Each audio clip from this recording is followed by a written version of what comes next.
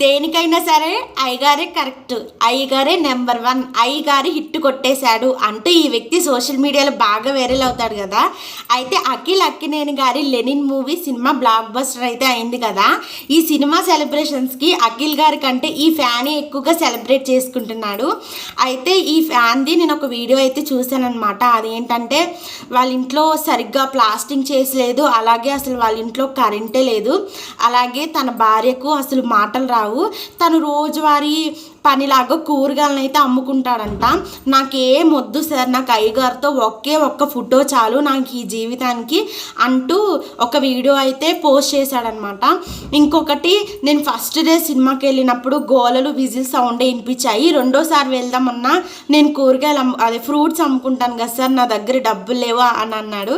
నాకేం వద్దు సార్, అయ్యగారితో ఒక్క ఫోటో చాలు అని అయితే అడిగాడనమాట. అసలు ఇది కదా నిజంగా ట్రూ ఫ్యానిజం అంటే.